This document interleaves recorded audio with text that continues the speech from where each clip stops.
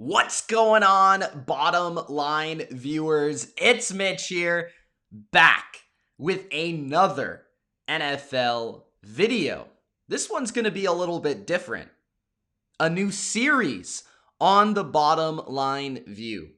After each and every NFL week, I'm going to come on here and I'm going to give you a piece of my mind. I'm going to rant, I'm going to rave, and I'm going to discuss the past week's events in the NFL. This week, week number 1, it's through, it's done, we did it, we made it, 1 week through the 2020 NFL calendar. This is a new series called The Bottom Line. I'll be recapping the NFL each and every week. The biggest stories, the biggest events, analysis on the games. Before I get into the first bottom line show of 2020, make sure you do spike the like button and subscribe to the Bottom Line View for more NFL vids just like this. Also, get in that comment section and comment your opinion below on the past week in the NFL. Week number 1 is down. What did you think? What stood out to you in week number 1? I want to hear your opinion on your team and anything that happened that you thought was interesting in week 1. Week 1 is done. We're moving on to week 2. But let's discuss some of the interesting stories and things that happened in week 1 because it was definitely an eventful week 1. We've got plenty to discuss. So let's do that. Welcome into The Bottom Line, the new series on the Bottom Line View. All right. Allen Robinson, Odell Beckham Jr., before we can even get into anything that happened in week 1, we got to discuss what's happening right now, here today, on Tuesday, okay? Allen Robinson, Odell Beckham Jr., apparently, they might get traded, okay? Allen Robinson took all his information about being a part of the Chicago Bears franchise, about being a Chicago Bear. He's no longer proud to be a Chicago Bear. He wants a new contract or he wants out. There was even some of his teammates pointing out the fact that you got to sign this guy. Tariq Cohen. He was on Twitter saying, pay A-Rob, okay? Allen Robinson is probably one of the 15, I'm going to say 15 safely. I think some people would argue he's one of the 10 best receivers in the NFL today. He wants out, or he wants you to pay him, Chicago. And I think what's best for him is probably to leave Chicago because he is a very talented receiver. And let's be honest with Allen Robinson. Allen Robinson has never had a good quarterback. I'm talking about never, ever before, okay? He had Blake Bortles, who was arguably the worst quarterback in the NFL when he started for Jacksonville. And now he has Mitchell Trubisky. I'm sure there was a little bit of a light in that tunnel when Nick Foles got traded to the team, and he's like, okay, I can work with Nick Foles. But Nick Foles lost the job to Mitchell Trubisky. Or at least they started Trubisky over Nick Foles. Allen Robinson, I believe this isn't just a contract thing. I think he wants out. Yes, they beat the Lions. Yes, Trubisky had one of his best games of his career, at least in that second half. He looked terrible in the first half, but at least in the second half, you got to give him credit for the comeback and for that win. Definitely. But Allen Robinson sees beyond the comeback victory. He sees the future, and he sees a career of mediocrity staying in Chicago. This is not an offense that is very explosive. It does not feature a lot of weapons around him that he can make plays, and it could take some pressure off of Allen Robinson as that alpha number 1 receiver. But if he goes elsewhere, basically anywhere else, he's going to have a better opportunity to make plays and to be a baller at wide receiver in the NFL. Whether that's the Patriots, whether that's The Packers, some people have been floating out there, but that's not going to happen because that's within the NFC North. Whether that's even maybe Washington. Haskins is more talented than Trubisky, to be quite fair. There's many places that would love to have Allen Robinson. He's never been an issue off the field.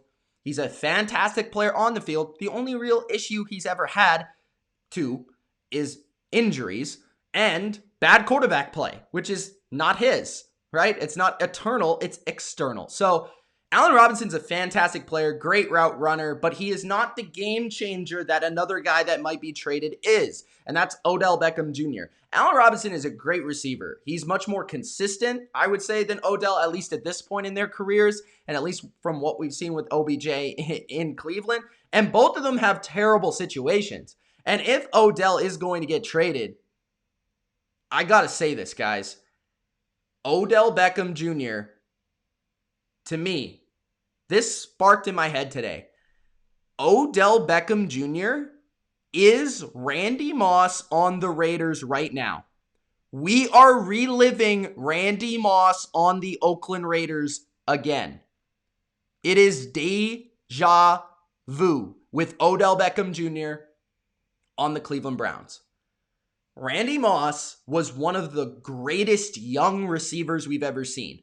Now, he went on to become a Hall of Famer, arguably the most talented receiver of all time, and I would place him second of all time, only behind Jerry Rice. But when he was in Oakland, people questioned if he still had it. People questioned his physical ability. People questioned, could he still run the way he used to when he was young? Randy Moss was the most dominant young receiver in NFL history.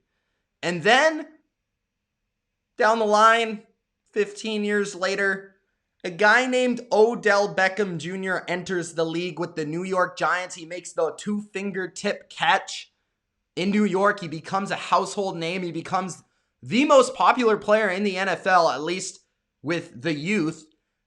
And now he gets traded to Cleveland, has some injuries, still has a 1,000-yard season, still shows off some talent. But the same thing happened to Randy Moss. Remember, Randy Moss in Oakland was not just a complete failure. He actually did have his success early on in spurts, in games. You still saw it.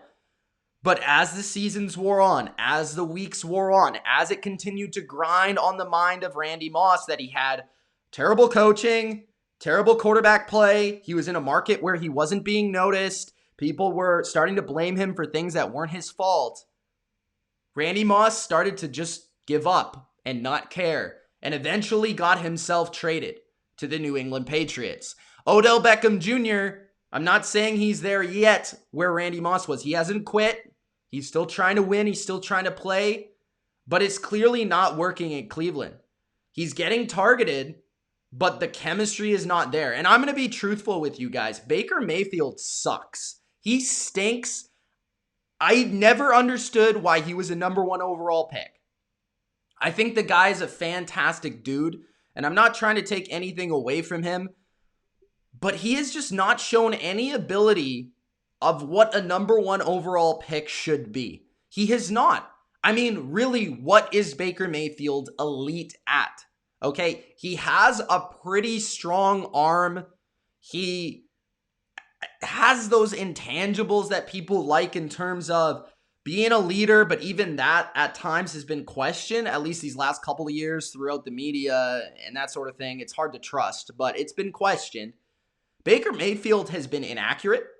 He's lacked confidence. He can't run away from anyone. That was one of the traits that people liked coming out of college. He can't escape pressure. He's not elusive enough. He's small and he's not elusive. That often does not add up to a great quarterback in the NFL. Russell Wilson, small in stature, but is very quick and elusive. Kyler Murray, small in stature, but very quick and elusive. And both of those guys also have two of the biggest tree trunks of legs that we've seen on quarterbacks in NFL history. When you look at Baker Mayfield, he looks nothing like that, and he's nowhere close to their level in terms of passing the football, running the football, athletic ability, none of it. Baker Mayfield might be a great guy. He might even be a great leader. He might even have an NFL arm. But I question a lot of his game right now. I question if he is an NFL starter. I would not be surprised if Case Keenum replaced him and outplayed him. Case Keenum has shown he can have success in this league and is kind of a similar quarterback. Baker was supposed to be this accurate guy. He's not accurate. So Odell, a lot of the situation with Odell, I feel his pain. I feel his frustration. I think he's not in a good spot. I think if he gets traded to a team with a good quarterback, you're about to see right away Odell Beckham Jr. I mean, just think of this, okay? Something happened this offseason that was very, very close to the same thing that happened last offseason. Odell got traded to the Browns. The number 1 overall pick in Baker Mayfield, they tried to surround him with a big number 1 wide receiver. What happened this offseason? DeAndre Hopkins gets traded to the Arizona Cardinals. Kyler Murray made that work, and that offense made that work within one game. One game. DeAndre Hopkins has 14 whatever catches, 100 and kajillion yards, okay? It hasn't worked for Odell and Baker in 2 seasons. One and a bit, right? 2 off seasons, you could say. And I question Baker the most because you hear guys like Cam Newton talking about how special Odell is. Everybody realizes the talent. And yes, he hasn't been at his absolute best in Cleveland, but I wonder how much that has to do with his dissatisfaction with the quarterback play and with the offense. And it's not like he's been out there mouthing off. He hasn't been to Randy Moss levels of frustration just yet, but he could get there if this continues and he does not get traded. So I hope the rumors are true because I hope Odell leaves. I don't care if it's to my team. I don't care if it's to New England, although I think that would be a great place for him. And I think New England really could use him. They could. And I think if they got him, they would be legitimately a contender in this conference and in the league. That's all they need is a receiver. Legitimately. But if he were to go to Green Bay, if he were to go anywhere, anywhere other than Cleveland, he would have success. He would be awesome. And I just hope San Francisco trade for him. Baker is not who we think he is. He never was, and I don't know if he ever will be. And I questioned it from the start because I had him as my number 3 quarterback in that draft class behind Lamar and behind Josh Allen. And I still question it today. Before we get into our next topic, guys, make sure you do head over to Instagram. Check out the Bottom Line View Instagram. We have just rebooted it, and we have exclusive content on the Bottom Line View Instagram now. Ultra's Top 10, which a lot of people seem to be frustrated about today. I posted it on the YouTube community tab, and people were just PO'd about it. I mean, just pissed. So, Ultra, people are after you, especially Packers fans. We're going to get into that right now. Let's just get into it. Let's get into it because that was hilarious. But go check out the Bottom Line View Instagram right now. Exclusive content. Go follow it because there's going to be stuff on there. I'm saying exclusive. Exclusive. Do you know what the word exclusive means? That means that it is only on Instagram. So go follow it right now. All right. Ultra's Top 10. Let's take a look. Ooh, I'm excited. All right. So we got the Chiefs. We got the Saints. The Ravens, the Bills, the Bucks, the Seahawks, the Steelers, the Cardinals, the 49ers, and the Cowboys, guys. That is Ultra's Top 10. Interesting, right? Very interesting. I think, at least.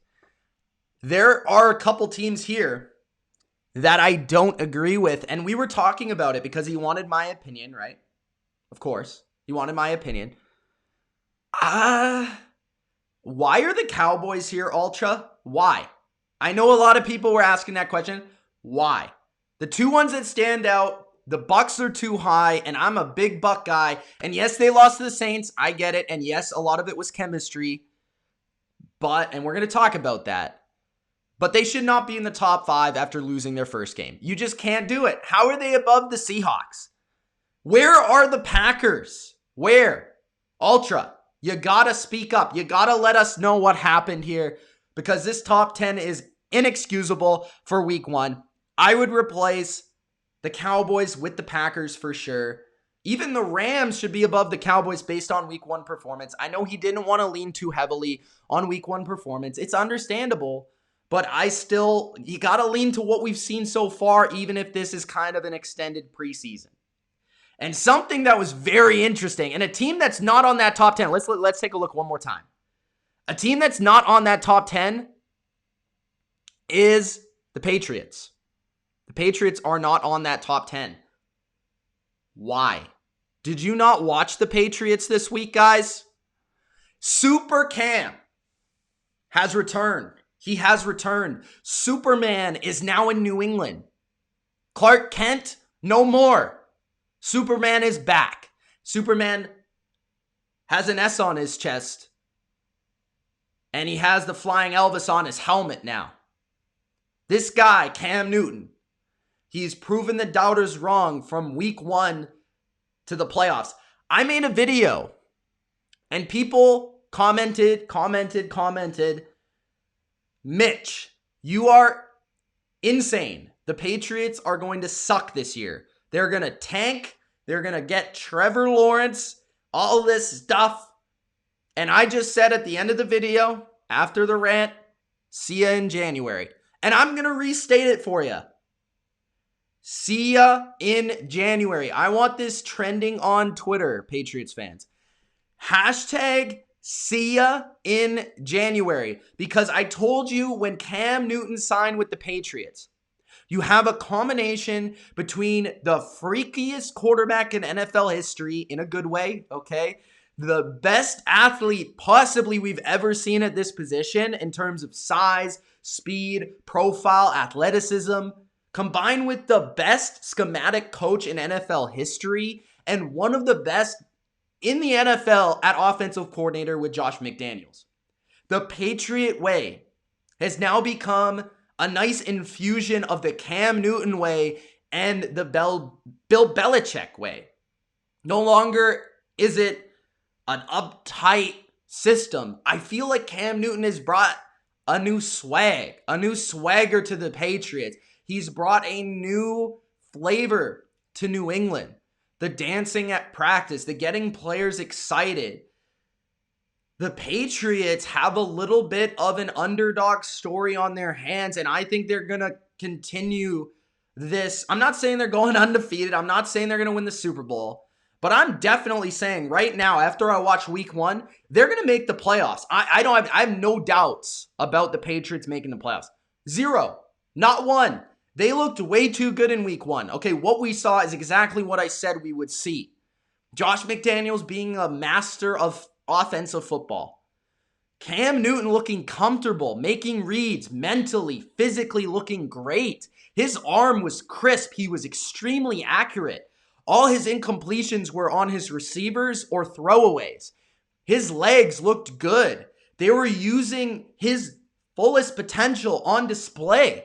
I mean, his ability in those design runs, those read option game, we saw jet sweeps, speed sweeps. We saw screens off the run. We saw the Dolphins defense.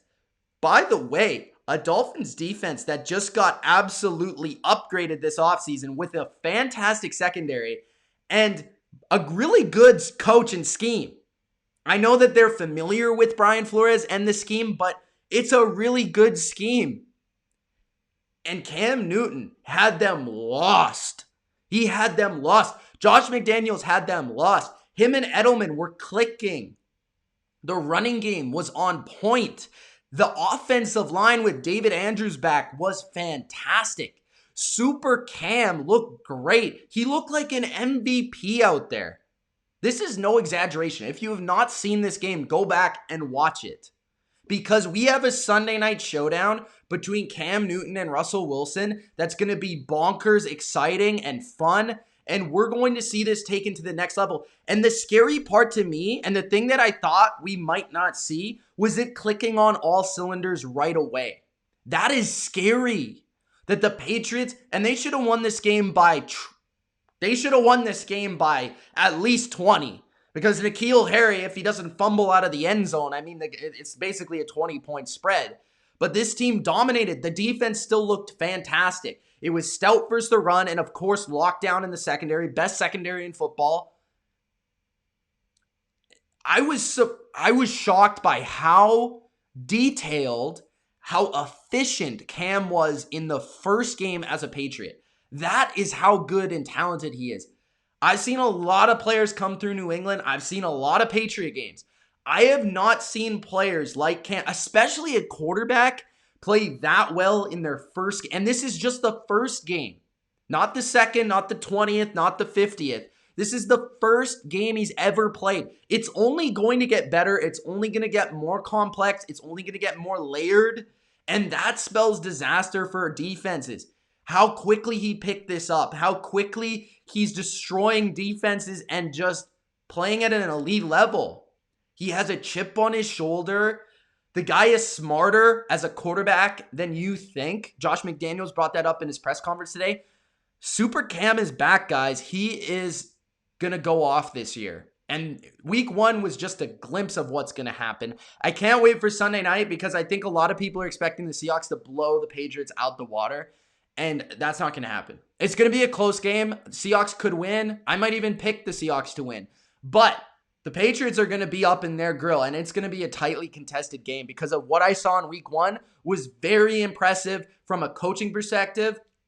The personnel packages, the efficiency, the lack of penalties, the detail. I mean, it was just a display of phenomenal coaching and a great phenom of a quarterback. So Super Cam is back. But what about Tom? What about Tom Brady? He's left New England. He had a debut in Tampa Bay versus the New Orleans Saints. How did that go this week? Well, let's switch over to that, shall we? So the Tom Brady or Tampa Bay Buccaneers versus the New Orleans Saints this week was something that I was looking forward to. I was looking forward to seeing how it would go. I was looking to see how sharp Brady would look, how he looked physically first and foremost. And that's the thing that carried with me the most after the game and throughout the game. Because I picked the Saints to win. Everybody in my live chat saying, Mitch, you're wrong. The Bucs suck. They're going to suck. Brady's done. I picked the Saints. I picked them to win. I picked them to cover. And they did. But the Bucs are going to be good. And I can tell you that after they lost the first game. Why? Because Tom Brady still got it. He's still got it physically. If you watched that game and did not see Tom Brady making throws, I don't know what you were watching. Because Tom Brady can still make all the throws and more. His touch was incredible. I think he's still one of the most accurate passers in the NFL. I think he's still, honestly, he might have still a top 10 arm based on that game. He made pinpoint accuracy throws. And some of them don't show up on the stat sheet because there was like 3 or 4 pass interference calls that would have added up to about 100 yards that could have been added on to Brady's total, but created big plays for the Bucs. Every error I saw from Tom Brady this week was mental, and that's extremely rare. The only one I could say was partly physical was the deep out route interception for a touchdown, but I don't think that was physical after reviewing the game and reviewing the tape. Because if you watch the play, it's actually a designed screen. And what happened there was Brady quickly read it incorrectly. He had the screen on the left. He instead went out to the single route on the right, thinking that he had it. And he had it. He threw it inside, but it was bad timing with him and his wide receiver. The Mike Evans interception was mostly Mike Evans to blame. And you could just tell, him and Godwin, him and Evans, just the timing was slightly off. And I think the biggest thing here with Brady is, and the Bucs, they don't know what they are yet. The Saints know what they are. They're Drew Brees, a short passing game, run the football, win the line of scrimmage. That's what they are. Sean Payton being a mastermind. The Bucs don't know what they are yet. They don't know if they're a good running team. They don't know how good their offensive line is. They don't know how good their young secondary is yet. They really don't know what Tom Brady is comfortable with within this scheme and offense. And once they figure that out, which I don't think it will take that long, maybe a month to figure that out, and I still think they'll pick up victories. Like, they play the Panthers this week. They're going to win that game. They play the Broncos. They should win that game. So even if they're 2-2, they're fine after the first month. Because remember, it took Peyton Manning like a month in Denver to figure it out. So it's going to take that long for Brady learning a new system when really Peyton didn't have to do that so much. So I just think people that are already stating the demise of the Bucs is crazy because they're way too talented. Look at that defense. Look at what that defense did versus Drew Brees. They held Alvin Kamara to his lowest yards per carry ever in his career. They allowed less than 200 yards to Drew Brees, and 3 of their touchdowns, 3 of their scores came off of turnovers. One off the kickoff, off the bounce off the shoulder late in the game, which ended the game, which it might have been a tie game if the Bucs get the ball back. It might have gone down to the wire if the Bucs get the ball back. The pick six, and the other one was a interception, and the Mike Evans one. And then the other one, there was a pass interference. It was a terrible call. So the Bucs defense was phenomenal. It looked fast. It looked really physical. It was great versus the run, as we know. And the Saints defense is good, guys. Like, the Saints, they're a good team. They're going to be in the playoffs. They're going to be in contention. There's no doubt. But I do have my questions about Drew Brees. More so after that game than Tom Brady. Tom Brady can still make the throws. Tom Brady can still make any throw you ask him to. Drew Brees struggles anywhere past 10 to 15 yards, man. He made one nice throw in that game, maybe. Like, that's it, in my opinion. Go back and watch the game and let me know. Phillip Rivers, we're going to talk a little bit about him. He looked worse than Brady. So to me, Brady, I think, and Ben look the best for the older quarterbacks. The guys that can still move a little bit and can still make the throws when they need to make them. I do think the Bucs need to get their run game going, though. That's something very important. But, man, I know they lost, and I know they lost by double digits, but I was impressed with the Bucs, especially their defense. And I know a lot of people are concerned about the offensive line, but Tristan Wirfs looked really good as a rookie, one-on-one with Cam Jordan. Donovan Smith had a rough game. But again, guys, the Saints' defensive line is really good. And once the Bucs figure out and their offensive scheme and the plays they like and Brady's comfortable and he has chemistry, the ball's going to only come out quicker. He's not going to have to stand back there and wait and question where to go with the ball as constant as he did versus Saints. So when they play the second and possibly the third time, it's going to be a different team, a different offense, a different matchup. And the Saints won't have the benefit of those mistakes that the Bucs made. A lot of simple, easy mistakes and lack of detail. So the Bucs, I'm confident in moving forward. Another guy I'm confident in moving forward is Aaron Rodgers. Vintage Aaron Rodgers was on display versus the Minnesota Vikings this weekend. Aaron Rodgers, I've questioned a little bit, but not as much as others. Other people saying he's not a top 10 quarterback. I had him like 5th, I think, in my quarterback rankings. Actually, I don't think. I know I had him 5th. He could still make all the throws. That was never the issue. Physically, Aaron Rodgers was there. Aaron Rodgers has not benefited from great offensive scheme. Aaron Rodgers has not benefited from great talent around him. Aaron Rodgers has been a little conservative with his decisions as of late. And I think what we saw versus Minnesota, while I do think Minnesota, honestly, sucks. I think the Vikings are going to be bad this year. Like, don't go crazy about this game, Packers fans, offensively, because their secondary is a legitimate concern, and their offensive line is dreadful. And they missed Stephon Diggs. They do not have a downfield threat. So, to me, while Rodgers looked amazing, and I thought that was his best game in years, like since 2016 maybe. That's how good he played. And he was on point. He was making incredible throws on the run. I mean, he was patient. The hard count was great. I mean, every throw was amazing. I watched the whole game. He did not miss one time. So Aaron Rodgers, he looked phenomenal. And he seemed to have more chemistry with Valdez-Scantling and Alan Lazard and those kind of guys. He already had it with Devontae Adams. And we knew Devontae Adams was going to feast this week. We knew that. Okay? Holton Hill is not going to cover him. Those rookies are not going to cover him. That's the problem. I want to see Rodgers versus better secondaries, better defenses, because I think the Vikings defense is extremely overrated going into the season, and you're going to see that. And I think their offense is also extremely overrated. They have a lot of issues. But I think they're going to be bad. Like, I can dive into that at a different moment, but the Packers, they went way up in my books just because of how good Aaron Rodgers looks. And if he continues to be aggressive down the field the way he looked versus Minnesota, hopefully that wasn't just a matchup thing. Hopefully that's here to stay. And the Packers can legitimately go back to the playoffs and be a threat in the NFC because they are good in the areas you need to be good. They got a great quarterback. They got a really good cornerback group. They got a good pass rush. Solid coaching. Not great, but solid. And I did notice as well with Matt LaFleur, you got to give him some credit. I thought there was more yak plays for Rodgers.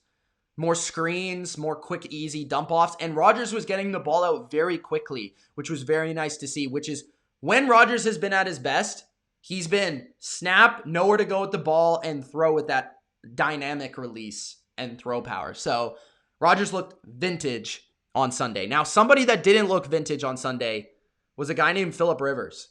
The Jacksonville Jags upset the Colts on Sunday. This was arguably everybody's lock of the week, and it simply did not happen the way that anybody thought it would go down. If you picked the Jags, I mean, credit to you. But there's a lot of stuff I got to say about this game. I watched the entire game. Now, the Colts should not have lost this game. They did not punt once. Did you hear me? They did not punt the ball one time, and they lost. Yeah. Phillip Rivers did not look as bad as people, want to say. I think those people didn't really watch the game or pay attention closely. He looked like Phillip Rivers of last year, which wasn't great, but he can still make throws. He's still very accurate in some moments. But he also just makes I don't even understand what he's doing sometimes kind of throws, where he throws it to the other team. Like, he just straight up throws it to the other team. And I think that has to do with his lack of confidence in his arm, because his arm strength it's not there anymore. And that's what I'm talking about with Brady, guys. Brady still has the arm to thread the needle. Phillip Rivers needs to anticipate his throws before it happens in order to get the ball where it needs to go. Tom Brady can simply still whip it or rip it in there, while Phillip Rivers needs to say, okay, I know this guy's on a 10-yard out, so I'm going to throw it to a spot where I think he's going to be, and sometimes that results in an interception. That results in a bad play for the offense. But I thought the offensive line was good, especially early. They opened up holes for Hines, who looked fantastic. You got to pick up in fantasy right now. Taylor, the rookie, looked good. It's unfortunate what happened to Marlon Mack, but I don't want to say this, but I got to say it. I think it's a blessing in disguise for the Colts offense, because I think Taylor's a superior runner. It sucks. I'm not trying to say it doesn't suck for Marlon Mack and the team and fans of Marlon Mack, but Taylor's a beast, man. Jonathan Taylor's a beast. Defensively, the Colts, that's the biggest thing that stood out to me is they're very vanilla on defense. They're not complex at all. They really don't run any complex blitz schemes. They don't disguise. They just say, we're running Tampa 2, and that's it. And they really don't have the talent to do that. When you run that kind of style, you need to be able to have freaks everywhere. Like, you need to be Legion of Boom. You need to be the 49ers of last year. You need to be the 2017 Jags. You can't be this Colts team that has lackluster talent in the secondary, a pretty good front seven, but not fantastic.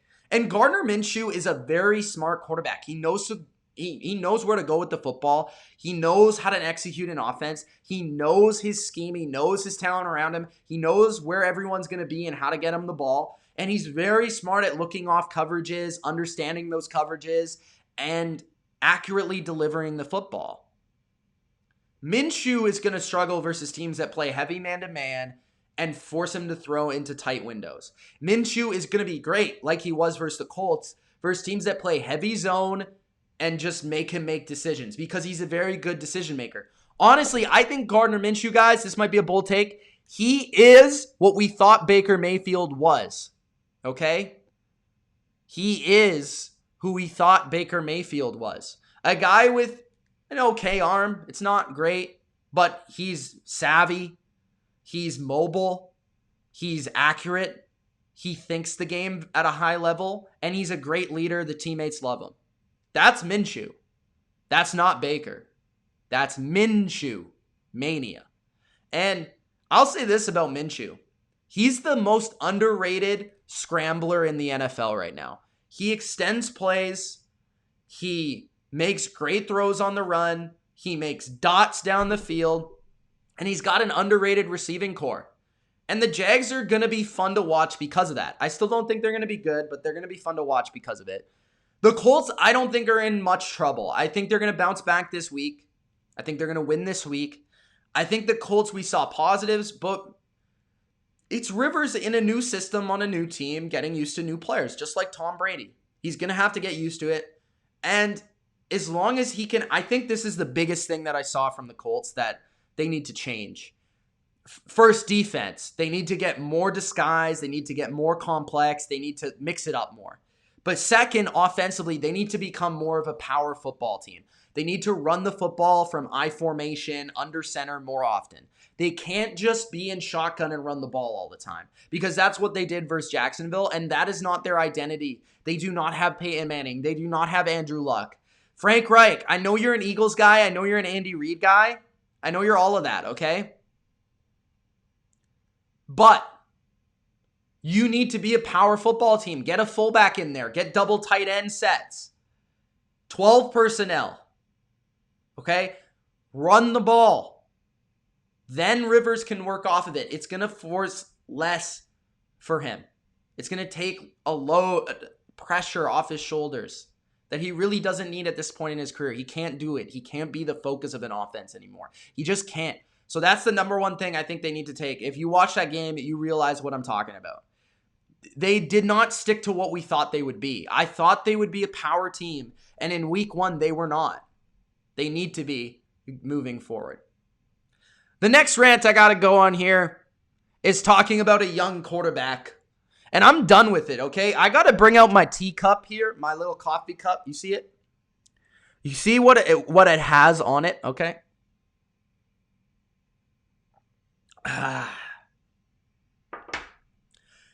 Stop hating on Josh Allen. Stop. Sam Darnold sucks. Baker Mayfield is terrible. Lamar Jackson's an MVP. Josh Rosen was watching a football game like he was a fan. Josh Allen threw for over 300 yards. He had 15 plus rushing attempts, ran the ball for another 50 plus yards. I understand he played the Jets. He took his team to the playoffs last year, and he wasn't the best quarterback in the league. He wasn't top 10, but he was impressive last year. He improved, and he's improved again. He's only getting better. If this performance was Sam Darnold, people would be all over it. They would be celebrating it like the guy won the Super Bowl. But now what do I see on Twitter? I see a clip of the one bad play that Josh Allen made on Sunday.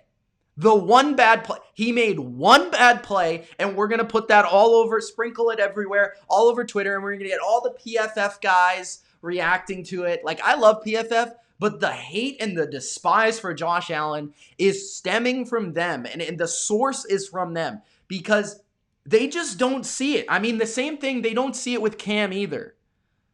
And Belichick is proving you wrong. Josh Allen is not the most accurate quarterback in the world. but he's a heck of an athlete. He's a great leader. His teammates love him, and he's a unique quarterback. He can carry the football 10 plus times at a good clip and be effective. He can throw the football harder than anyone in the league. He can put it through windows that only 3 or 4 quarterbacks can in the league. And he has improved his accuracy. He has. He's gotten better. He wins games. I understand he has talent around him, but he's won. If he was losing, that would be different. Like, if he was Trubiskying and holding his team back, then that would be different. But he's not. And last year, the guy had John Brown and Cole Beasley last year, and we're acting like he had these amazing weapons. He made John Brown back into a 1,000-yard receiver. The guy was basically dead in his career until last year. He had one glimpse of something in Arizona, and then went away for a few seasons, came back to Buffalo, and the number one receiver for John Brown. And people are acting like Jamison Crowder being the number one receiver for Sam Darnold is terrible. And the offensive line for the Bills last year wasn't even much better than the Jets. It's better now. The talent is better now. But back then it wasn't. Their rookie year, it was worse. So to me, like, the praise for Darnold, the continuing standing up for Darnold and Mayfield while we're still just absolutely crapping all over Josh Allen is just so crazy and so stupid, and everything I hate about NFL Twitter. It is the dumbest thing going on. The guy has his best passing game of his career, possibly, and leads the team in rushing. Are we kidding? Like, get a grip. Can we just stop? Thank you. That's all I gotta say. It's probably the worst part of the NFL fandom right now. The Josh Allen hate is just, I'm done with it.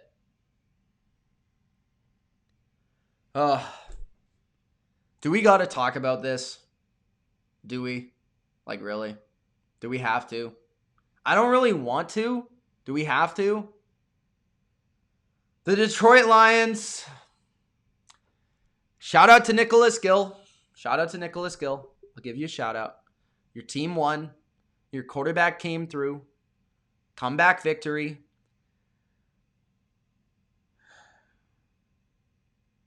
I literally cut my toe open and started bleeding after the Lions lost this game.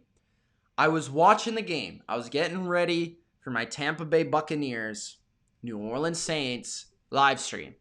I was sitting here. I got up because I saw Stafford was making throws like he always does, dotting up the defense, making ridiculous, threading the needle throws that he'll never get credit for ever in his life. And I stood up and I'm like, oh, they're in the red zone. They got a shot here. Stafford's going to make a throw, make a play here. They might win. Holy crap. Like, I thought it was done after he threw that interception and cost them the game almost. And then I saw they were in territory and I'm like, they're going to win. They're going to come back. So I stand up. I'm in front of the TV. And DeAndre Swift drops the ball. I thought he caught it. So I was running. Like, the TV's right there. It's hard to picture in your mind. But I'm in front of the TV. There's a door next to the TV. I'm running into the room because I was celebrating. I was like, yeah, Stafford, what a throw. Like, what a play. And I cut my toe on the door. And I started bleeding everywhere. And it hurt me like I was a fan of the team. Because the thing is, guys, like, I want to be right about these takes. And I'm not a Lions fan. As much as I like Matt Stafford, as much as I like Matthew Stafford, and as much as I want the Lions to be good, I'm not a fan of their team. And I understand that a lot of people, a lot of Lions subscribers, they follow me. And I appreciate that. I wanted them to win so bad.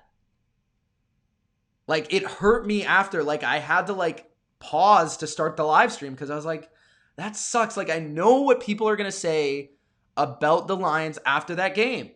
Despite them losing all their cornerbacks, you know, they didn't have Okudah go into the game. Desmond Trufant got injured. Justin Coleman got injured. You know, Jamie Collins got ejected for the dumbest thing I've ever seen. Trey Flowers got hurt at a point in the game. They didn't have Vaitai at right tackle.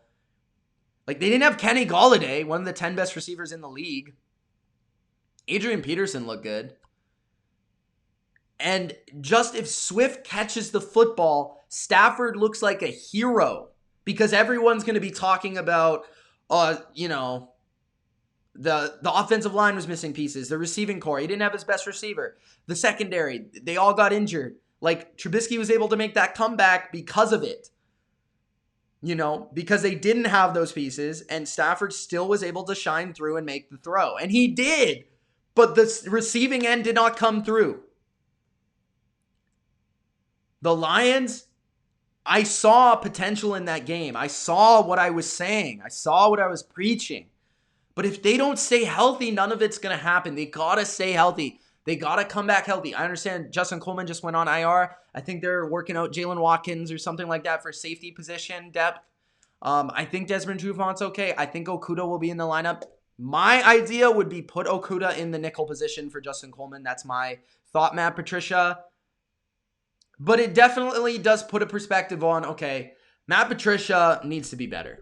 He needs to be better, or he should be fired whether they go to the playoffs or not, because he needs to be able to adjust during these games. Just because your players get hurt, I understand it's your scheme and you need corners, and that is essential. But you need to be better. You have a lead. You need to be better. And Matthew Stafford, you need to be better. I understand it was tipped. You need to be better in that situation. You need to understand the situation. And situational football is something that Belichick is all about, and you would think Patricia would understand. But he hasn't thus far in his Lions career, and it sucks, man. I want to see the Lions bounce back. They play the Packers this week. I think that game's going to be the most underrated game of the week. I think it's going to be fantastic.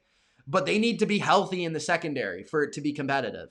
And I hope Kenny Golladay is back because he's huge. We saw how much they missed him this week when Danny Amendola, to be quite honest with you, was your best receiver on the field on Sunday. So the Lions imploded, man. The Lions stunk it up. I don't think the Bears won as much as the Lions lost. Okay? I'm not trying to hate on the Bears. I'm just giving you my honest thought. The Lions imploded. The Lions lost. The Bears did not win. The Bears, Trubisky, that's awesome to see. That's a great storyline. Hope they play an easy team this week. They play the Giants. That's a winnable game. Let's see if they can do it. Go 2-0. Start the season off hot. That game was huge for them. Bigger than it was for the Lions, to be honest with you. But the Lions imploded. They lost. The Bears did not win. Let's close it out with maybe another shocker on Sunday. That was Kyler Murray and the Arizona Cardinals going to San Francisco. I know, no fans, but going to San Francisco and winning. Not just making it close, not just keeping it close, but winning. And there was a lot to this game that I watched and I focused on and I took away. I think the 49ers are in trouble. And it's not because of anything that I didn't already know. It's just that all of their concerns are coming through now. They're shining through. Their defense is still very good. It plays fast. It tackles well. It makes plays. Their pass rush is still great. But teams understand what they're all about. They understand that it's all about their pass rush. Their secondary is definitely, it can be taken advantage of. And they know that scheme and they know how to take advantage. Now, some things that I saw were a little bit of variation, a little bit of complexity, a little bit of disguise from the 49ers defense that we did not see in 2019. So that I give them applause for. The defense was not the fault that they lost the game. Jimmy Garoppolo was terrible. He was not as bad as Baker, but close. He was inaccurate. And here's the thing with Jimmy Garoppolo. His game is based on quick release, quick decisions, and accuracy. And when one or two of those things are not on par or not to the level they should be, he's not a good quarterback. He was not accurate. His decision-making was questionable. And yes, the release was still there, but his mechanics are still way off. A lot of his throws, like I'm no quarterback expert, I'm no throwing expert, but you can easily tell. He doesn't step into a lot of his throws. A lot of his throws are simply upper body and not a lot of lower body. And he does not drive the football very well. He does not have a very powerful downfield throwing motion or arm or whatever it may be, right? He's not a good downfield thrower. So teams know this now. They have a full season of tape on him. They understand that everything for Garoppolo is in the middle of the field. It's between the numbers. And we saw probably the most inefficient Garoppolo we've seen in between the numbers because that's where he's good. Outside the numbers, down the field, Garoppolo struggles more than most backups struggle. Legitimately. The last throw on fourth down, an out route, poorly thrown football. Should have been completed, should have been a first down. A number of downfield throws. I don't think he connected on one of them. And I understand he didn't have his full options out there at receiver, but the guy has a great running game. The guy has a great offensive line, the best offensive coach maybe in the league. I mean, he has the best tight end, and he got him hurt. Garoppolo got him hurt on a suicide pass. Garoppolo is the concern.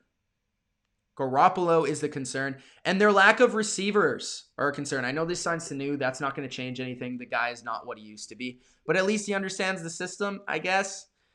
George Kittle needs to be healthy for them to be a good offense. But they're going to be so heavily reliant on that defense, and I don't know if they can replicate what they did last year. Now the Cardinals. Kyler Murray is amazing.